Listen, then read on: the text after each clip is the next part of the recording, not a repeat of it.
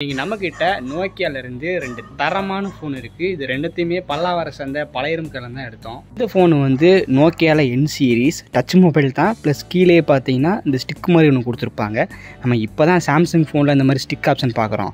ஆனால் நோக்கியா பார்த்தீங்கன்னா 2011, 12 அந்த காலகட்டத்திலே அப்படிப்பட்ட ஃபோன்லாம் ரிலீஸ் பண்ணியிருக்காங்க.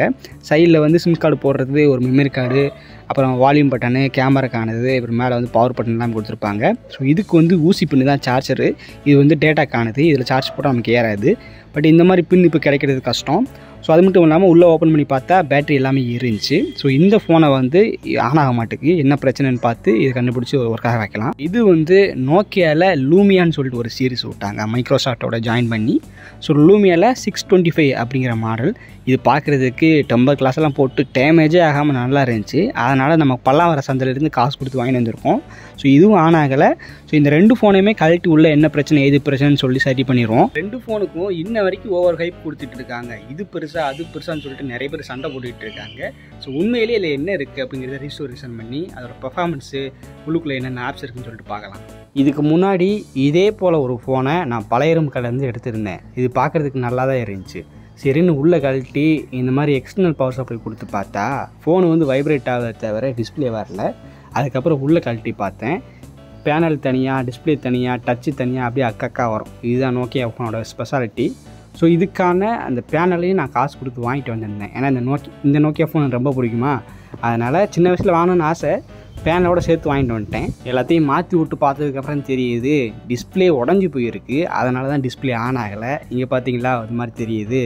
ஒரே கஷ்டமாக போச்சு. சரின்னு இதுக்கான மதர் போர்டை மட்டும் தனியாக வச்சுருந்தேன். அதுக்கப்புறம் தான் ரொம்ப நாள் வெயிட் பண்ணி நிறைய பழையரும் கடை அலைஞ்சு இந்த ஃபோனை வாங்கிட்டு வந்தேன். அந்த ஃபோனில் மதர் போர்டு நல்லாயிருக்கு, டிஸ்பிளே உடஞ்சி போச்சு. இதில் மேபி டிஸ்பிளே நல்லா இருந்துச்சுன்னா மாற்றி போட்டு ஒன்று ஒர்க்காக வச்சிடலாம்ல, அதுக்காக தான். இதுக்கு ஸ்பேர்லாம் கிடைக்காது, எப்போயோ மேனுஃபேக்சர்லாம் ஸ்டாப் பண்ணிட்டாங்க. அதனால தான் இந்த முறை ஐடியாவில் இப்படி ஒன்று வாங்கிட்டு வந்தேன். இதுக்கு அந்த ஊசி பின் சார்ஜர் நம்மக்கிட்ட இல்லையா, அதனால் வழக்கம் போல் எக்ஸ்டர்னல் பவர் சப்ளை தான் கொடுத்து பார்த்தேன். இந்த மாதிரி லேப்டாப்பில் இருந்து கொடுத்து ஆன் பண்ணி விட்டு பார்த்தேன். ஃபோனே ஆன் ஆகிடுச்சு. நான் கூட இதில் டிஸ்பிளே இதெல்லாம் மதர் போர்டு ஏதாச்சும் போயிருக்கும், இதுவும் சிக்கல் கொடுக்குன்னு பார்த்தேன். பட் அந்த மாதிரி இல்லை, எதுவுமே மாற்ற தேவையில்லை, இதுவே ஃப்ரெஷ்ஷாக தான் இருக்குது.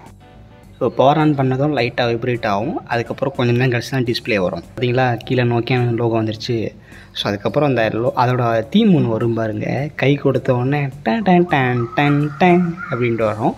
ஸோ அதுதாங்க இருக்கையில் ஹைலைட்டு. நோக்கியாவோட எல்லா ஃபோன்லேயுமே இந்த ஒரு தீம் தான் கொடுத்துருப்பாங்க. இதுக்குன்னு நிறைய ஃபேன் பேஸ் இருக்காங்க. சரி, இப்போ உள்ளே போயிடுச்சு பாருங்கள், பாஸ்வேர்டு எதுவும் போடலை. ஸோ வெளியில் வந்து இன்டர்ஃபேஸ் இப்படி தான் இருக்குது. இது நம்ம நார்மல் ஆண்ட்ராய்டு ஃபோன் மாதிரி இருக்காது.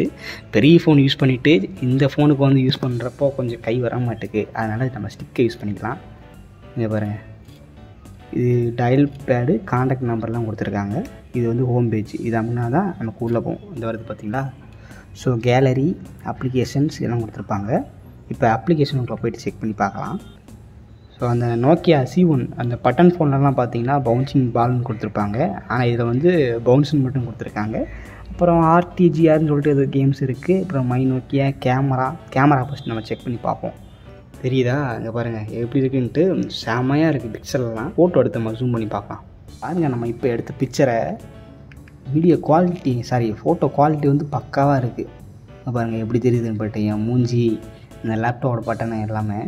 ஸோ மெகா பிக்சல் வந்து 2.3 அவ்வளோதான் கொடுத்துருக்காங்க. பட் அதிலே குவாலிட்டிலாம் பக்காவாக இருக்கும். ஸோ அது மட்டும் இல்லாமல் வேறு என்னென்ன இருக்குதுன்னு பார்த்தோம்னா இந்த இதாங்க OVI ஸ்டோர்னு சொல்லிட்டு நோக்கியாவில் கொடுத்துருப்பாங்க எல்லா நோக்கியா ஃபோன்லேயும். அப்புறம் இந்த பவுன்சிங் பால் கேம் நான் விளாண்டு காட்டுறேன் பாருங்கள். பட்டன் ஃபோனில் தான் அதிகமாக அந்த கேம் விளாண்டுருக்கேன். டச் ஃபோனில் எப்படி இருக்குன்னு தெரியல, லோடிங் ஆகுது. ஸோ இப்படி தான் இந்த ஒரு சிவப்பு கலர் பந்து இருக்கும், அதை அப்படி உருட்டிக்கிட்டே போகணும். போகிற வழியில் பாயிண்ட்ஸ்லாம் கிடைக்கும். ஸோ அசராமல் உருட்டி போகணும். இந்த கீழே வந்துச்சு அப்படின்னா அவ்வளோதான் அவுட் ஆயிரும். ஸோ இப்போ இருக்கணும் இந்த கேம் பற்றி தெரியுமான்னு தெரியல. பட் நோக்கியா ஃபோன் யூஸ் பண்ணிவிட்டு உங்களுக்கு பக்காவாக இருக்கும். இப்போ பாருங்கள், ஒரு லெவல் முடிச்சிட்டோமா. ஸோ இது வந்து சாதாரண லெவல் தான். இதுக்கப்புறம் பெரிய பெரிய லெவல்லாம் வந்துக்கிட்டு இருக்கும். அது முடிச்சுட்டு போகும்போது தான் ரொம்ப கஷ்டமாக இருக்கும். ப்ளேடெல்லாம் இருக்குது. ஐயோ, கீழே வந்துடுச்சு, தோற்று போயிட்டோம். ஸோ டச் ஃபோனில் வந்து அவ்வளோ விளாட்றதுக்கு வரல. இது போக போக பழகினா தெரியும். ஓகே, அவ்வளோதான். இந்த ஃபோன் வந்து ரீஸ்டோரேஷன் பண்ணி சக்ஸஸ்ஃபுல்லாக ஒர்க் ஆகிட்டுருக்கு. டச்சு, டிஸ்பிளே எல்லாமே பக்கா ஒர்க் ஆகிட்டுருக்கு. என்ன இப்போ சார்ஜர் தான் இல்லை. ஸோ சார்ஜர் இருந்தால் ஈஸியாக சார்ஜ் போட்டுக்கலாம். அதுக்கு ஊசி பின் எங்கே கிடைக்குன்னு தெரியல, ரிச்சி ஸ்ட்ரீட்டில் போய்ட்டு கேட்டு பார்க்கலாம். ஸோ மற்றபடி இந்த ஃபோன் வந்து பக்கா. இதை தவிர்த்துட்டு வேறு என்னென்ன இருக்குதுன்னு பார்த்தோம்னா ஃபைல் மேனேஜர்.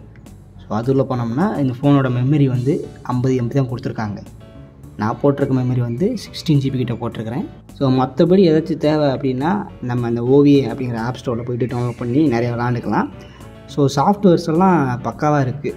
இது எப்போயோ மேனுஃபேக்சர்லாம் ஸ்டாப் பண்ணிட்டாங்க, பட் இன்ன வரைக்கும் யூஸ் பண்ணுறதுக்கு நல்லா இருக்குது.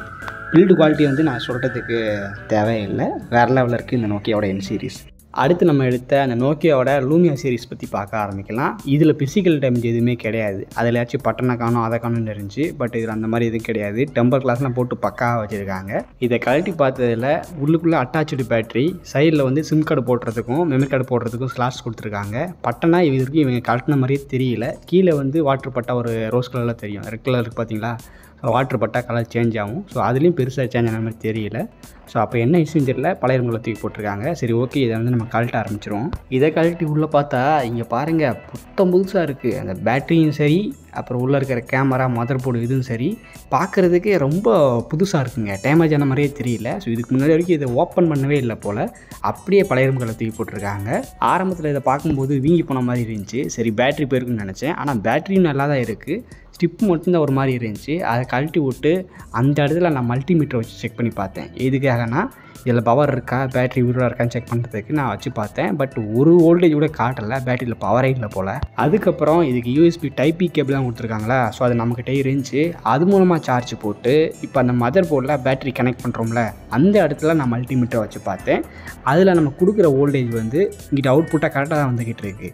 அப்போ மதர் போர்டில் எந்த பிரச்சனையும் இல்லை. மேபி பேட்டரி அந்த கனெக்டர் ஏதாச்சும் பிரச்சனையாக இருக்கலாம். அந்த பேட்டரியோட கனெக்டரை லைட்டாக IP வச்சு க்ளீன் பண்ணி விட்டு இப்போ உள்ளே போட்டு சார்ஜ் போட்டு பார்த்தேங்க. நமக்கு மொபைல் வந்து ஆன் ஆயிடுச்சு. இங்கே பாருங்கள் லோகோ தெரியுது. ஸோ நோக்கியா அப்படிங்கிற லோகோ வந்து ரொம்ப நேரம் தெரிஞ்சிட்டே இருந்துச்சு, அதுக்கப்புறம் ஆஃப் ஆயிடுச்சு. இந்த ஃபோனோட பேட்டரியில் ஒரு துளி கூட சார்ஜ் இல்லை. அதுலேருந்தே தெரியுது இந்த ஃபோன் வந்து ரொம்ப வருஷமாக ஆன் ஆகாமல் கிடக்கு அப்படின்ட்டு. ஸோ பேட்டரியில் ஒன்றுமே இல்லை, அதனால் நம்ம கொஞ்சம் நேரம் சார்ஜ் போகணும். ஒரு 3 ஹவர் கிட்ட சார்ஜ் போட்டு அதுக்கப்புறம் திரும்ப செக் பண்ணி பார்த்தேன். இப்போ பார்த்தீங்கன்னா நோக்கியா லோகோ போயிட்டு விண்டோஸ் லோகோ வர ஆரம்பிச்சிருச்சு. இந்த ஃபோனே பார்த்தீங்கன்னா ஆன் ஆயிடுச்சு. இதுக்கும் பாஸ்வேர்டு எதுவுமே போடல, சிம் கார்டு மட்டும் இந்த மாதிரி காட்டுச்சு. இந்த விண்டோஸ் ஃபோனில் பார்த்தீங்கன்னா OS டிஃப்ரெண்ட்டாக இருக்கும். இங்கே பாருங்கள் ஏற்றி உடனே இந்த செட்டப்பை எங்கேயோ பார்த்த மாதிரி இருக்குல்ல, அது வேணுங்கே இல்லை. நம்ம லேப்டாப்பில் விண்டோஸ் OS யூஸ் பண்ணுறீங்க அப்படின்னா கீழே விண்டோஸ் கீ இருக்கும்ல, அதை ப்ரெஸ் பண்ணோம்னா இந்த மாதிரி தான் இன்டர்ஃபேஸ் வந்துகிட்டு இருக்கும். ஸோ இதுலேயே ஃபோனோட OS-ஐ இது பண்ணியிருக்காங்க. ஸோ மேலே பார்த்தீங்கன்னா ஃபோனு இங்கே பாருங்கள் ஆஃபீஸ்லாம் இருக்குது, MS Word அதுன்னு சொல்லிட்டு எல்லாமே இருக்கும். Office 365 இருக்கா. ஸோ நெட்டு வேணும். நம்ம இதுக்கு வந்து 4G சப்போர்ட் பண்ணுற மாதிரி தான் போட்டிருக்காங்க. ஸோ ரீஸ்டோரேஷன் பண்ணியாச்சு. டச்சு டிஸ்பிளே எல்லாமே பக்காவாக ஒர்க் ஆகிட்டு இருக்குது. ஸோ அதுக்கப்புறம் மியூசிக் வந்து நம்ம N சீரிஸில் பார்த்தோம்ல அந்த மாதிரிலாம் இருக்காது. இது டேரெக்டாக இன்டர்நெட்டில் கனெக்ட் ஆகும்னு நினைக்கிறேன். ஸோ உள்ளுக்குள்ளே பாட்டு எதுவுமே இல்லை, எம்டியாக தான் இருக்குது. ஸோ ஸ்பீடாக இருக்குதுன்னு சொன்னாங்க, பட்டு ஓரளவுக்கு ஓகே தான், அந்தளவுக்கு ஸ்பீடுன்னு சொல்ல முடியாது. ஸோ அப்படி இப்படி ஸ்வைப் பண்ணி விட்டோம்னா அங்கே தான் அந்த மெனு ஓப்பன் ஆகுது. அங்கே எப்படி கட்டமாக இருந்துச்சா, இங்கே வந்து லிஸ்ட்டாக இருக்குது. ஸோ மேப்பு கீப்பு அப்படி இப்படின்னு சொல்லிட்டு எல்லாமே இருக்குது. இங்கே பாருங்கள் ஃபேஸ்புக். பட் இதுக்கு வந்து நெட்டு தேவை, ஒய்ஃபை கனெக்ட் பண்ணிக்கலாம், ப்ளஸ் சிம் கார்டும் போட்டுக்கலாம். ஸோ இப்போதைக்கு நம்ம எதுவுமே கனெக்ட் பண்ணல, ஏன்னா இதுக்கு வந்து மைக்ரோசாஃப்ட் அக்கௌண்ட் க்ரியேட் பண்ணணும், அதுவே பெரிய தலைவலியாக இருக்கும். ஸோ அதுக்கப்புறம் இந்த ஃபோனை பற்றி பார்த்தோம்னா இப்போ பாருங்கள் ஸ்டோரேஜில் போய்ட்டு பார்த்தா ஒரு 6 GB கிட்ட ஸ்டோரேஜ் கொடுத்துருக்காங்க. ரேம் எவ்வளோன்னு தெரில. இதுக்குள்ளேயும் நான் மெமரி கார்டு போட்டிருக்கேன். அந்த 16 GB மெமரி கார்டு ஸ்டோரேஜெலாம் கரெக்டாக தான் காட்டிக்கிட்டு இருக்குது. அப்புறம் கேமரா செக் பண்ணி பார்க்கலாம். ஸோ நோக்கியாவோட N சீரிஸ் கேமரா பெஸ்ட்டாக இருக்குமா இல்லை லூமியா சீரிஸில் அது பெஸ்ட்டாக இருக்குமான்னு தெரியல. அதனால் கேமரா ஆன் பண்ணி விட்டோம்னா இங்கே பாருங்கள், அப்பா எப்போ பக்காவாக இருக்குங்க. நோக்கியா N சீரிஸ் தோற்று போயிருக்கேன் கண்டிப்பாக. இங்கே பாருங்கள், ஒரு நிமிஷம் வெயிட் பண்ணுங்கள். இங்கே பாருங்கள் நீங்கள் பாருங்கள் எப்படி இருக்குன்ட்டு, வேறு லெவலில் இருக்கா. இந்த ஃபோனை வந்து 2015 ரிலீஸ் பண்ணாங்க. அப்போவே இப்படிப்பட்ட கேமரா வந்திருக்கு அப்படின்னா பாருங்கள். நோக்கியாவோட ஹார்ட்வேர்லாம் பக்காவாக இருக்குது. என்ன சாஃப்ட்வேர் தான் கொஞ்சம் சொதைக்கு போச்சு. செல்ஃபியும் ஓகே தான். இங்கே பாருங்கள் நல்லா தெரியுதா, பகல்லையே இந்த மாதிரி தெரிஞ்சிக்கிட்டு இருக்கு. கேமரா பக்காவாக இருக்குது. அதுக்கப்புறம் இந்த ஃபோனில் வந்து ஆப் ஸ்டோரில், அதாவது ப்ளே ஸ்டோர் மாதிரி இருக்குல்ல, இங்கே வந்து விண்டோஸ் ஸ்டோர்னு வச்சுருப்பாங்க. அதில் பார்த்தீங்கன்னா நிறைய பேர் ஃப்ரீ ஃபயரு PUBG மாதிரி கேம்ஸ்லாம் விளாண்டுட்டு இருப்பாங்க. கேமிங்க்கு இது பக்காவாக இருக்கும். 6 GB வந்து இன்டர்னல் மெமரி கொடுத்துருக்காங்க. ரேம் வந்து எப்படியும் 2 GB கிட்டே இருக்கும். ஸோ வேறு லெவலில் இருக்குது. இதோட டிசைனும் பாருங்களேன், நல்லா ஆரஞ்சு கலரில் பக்காவாக இருக்குது. ஸோ உண்மையிலேயே இது நம்ம பழையரும் கடையில் வாங்கின காசுக்கு ஒர்த்து தான். ஸோ இதுவும் நல்லா தான் இருக்குது, ரெண்டையும் குறை சொல்ல முடியாது. ஸோ பல்லாவர சந்தையில் வாங்கின காசுக்கு இது ஒர்த்துன்னு தான் சொல்லுவேன். ஏன்னா இது வாங்கும்போதே நான் ரொம்ப யோசித்தேன், என்னடா வாங்கும்போதே 800 அந்த மாதிரி சொல்கிறாங்களே, இது வாங்கினதுக்கப்புறம் ஒர்த்தாக இருக்குமா, ஒரு வேளை ஒர்க் ஆகலைன்னா இது வேஸ்ட்டாக போயிருமே அப்படின்னு யோசித்தேன். பட் பரவாயில்ல, வாங்கின காசுக்கு ஒர்த்தாக இருக்குது. மேலே வந்து டெம்பர் கிளாஸ் ஓட்டிருக்காங்க பாருங்கள். ஸோ இது தூக்குனா உள்ளே வந்து ஒரிஜினல் டிஸ்பிளே இருக்கும். ஸோ இந்த ஃபோனுக்கான ஆக்சசரிஸ் கேஸு அது இதுன்னு இப்போ வரைக்கும் கிடைக்குமான்னு தெரில, அதனால் இப்போ இருக்கிறத வச்சு இப்படி ஓட்டிப்போம். 2012-13க்கு மேலே ஆண்ட்ராய்ட் ஃபோன்ஸ் வர ஆரம்பிச்சிருச்சு. ஸோ நிறைய பேர் பட்டன் ஃபோனை விட்டுட்டு ஆண்ட்ராய்ட் ஃபோனுக்கு மூவ் ஆக நினச்சாங்க. ஸோ அந்த டைமில் பார்த்தீங்கன்னா நோக்கியா வந்து இந்த என் சீரிஸ் ஃபோனை ரிலீஸ் பண்ணது மட்டும் இல்லாமல் நாங்கள் வந்து விண்டோஸ் கூட கொலாபரேஷன் பண்ண போகிறோம், ஸோ அவங்க கூட சேர்ந்து நோக்கியா லூமியா அப்படிங்கிற சீரிஸ் ரிலீஸ் பண்ண போகிறோன்னு சொல்லிட்டு அவங்க கூட ஜாயின் பண்ணாங்க. ஸோ இப்போ வர அந்த நோக்கியா லூமியா ஃபோனில் அந்த ஹார்ட்வேர் குவாலிட்டி பக்காவாக இருந்தாலும் சாஃப்ட்வேர் எதுவுமே மக்களுக்கு யூஸ் ஆகிற மாதிரி செட் ஆகலை. ஏன்னா எல்லாருமே ஆண்ட்ராய்டில் ரொம்ப ஈஸியாக இருக்குன்னு சொல்லிட்டு அதுக்கு போயிட்டாங்க. ஸோ நோக்கியா வந்து நோக்கியாவாக இருந்த வரைக்கும் நல்லா இருந்துச்சு. எப்போ அவங்க விண்டோஸ் கூட கொலாபரேஷன் பண்ணாங்களோ அங்கே தான் அவங்களோட டவுன்ஃபால் ஆரம்பிச்சிது. நிறைய பேர் நினச்சிட்டு இருக்காங்க நோக்கியா ஃபோன் எதுவுமே அந்தளவுக்கு சேலாகிறது கிடையாது, இப்போ அவங்க கம்பெனி அழிஞ்சு போச்சு அப்படின்ட்டு. ஸோ நோக்கியா வந்து மொபைல் ஃபோன் மட்டும் வச்சு இல்லை, அவங்க வந்து இந்த ஒய்ஃபை அப்படி இப்படின்னு சொல்லிட்டு நிறைய டிவைஸ் ரிலீஸ் பண்ணிகிட்டு இருக்காங்க. ஸோ அதெல்லாம் பழக்கம் போல் பக்காவாக தான் போய்கிட்டு இருக்குது. மொபைல் ஃபோனில் மட்டும்தான் அந்த ஆண்ட்ராய்டு ஐஃபோனோட வரத்தை இவங்களால் தாக்கு பிடிக்க முடியல. பட் இருந்தாலும் நோக்கியா வந்து ஒரு சில ஆண்ட்ராய்டு ஃபோன்ஸ் ரிலீஸ் பண்ணிகிட்டு இருந்தாங்க. நான் வச்சுருந்த நோக்கியா 6.1 அது வந்து ஆண்ட்ராய்டு ஃபோன் தான், அது யூஸ் பண்ணுறதுக்கு நல்லா தான் இருந்துச்சு. 6,000 வாங்கினேன், அதை வச்சே 4 வருஷம் ஓட்டிகிட்டு இருந்தேன். திரும்ப கம்பேக் கொடுப்பாங்களா இல்லையான்னு தெரியல. பட் இப்போது 2 ஃபோனை வந்து நம்ம பழைய கடையில் ஓடாமல் தூக்கி போட்டிருந்தாங்களே வேண்டான்னு சொல்லி அந்த ஃபோனை ரிஜிஸ்டர்ஷன் பண்ணி நம்ம செக் பண்ணி பார்த்தோம். இந்த 2 ஃபோனில் எனக்கு எது பெஸ்ட்டாக இருந்துச்சுன்னு கேட்டிங்கன்னா கண்டிப்பாக நோக்கியாவோட அந்த என் சீரிஸ் தான் சொல்லுவேன்.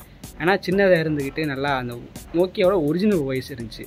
அதில் யூஸ் பண்ணுற ஒரு சில டிஃபால்ட் கேம்ஸு இந்த சாஃப்ட்வேர் எல்லாமே நோக்கியாவோட ஒரிஜினலாக இருந்துச்சு. ஸோ நீங்கள் சின்ன வயசில் இருக்கும்போது நோக்கியாவில் எந்த ஃபோன் யூஸ் பண்ணீங்க, எதனால் இது உங்களுக்கு பெஸ்ட்டாக இருந்துன்னு சொல்லிட்டு உங்களோட கருத்துக்களை கீழே கமெண்ட் பண்ணுங்கள். அவ்வளோதான் அந்த வீடியோ.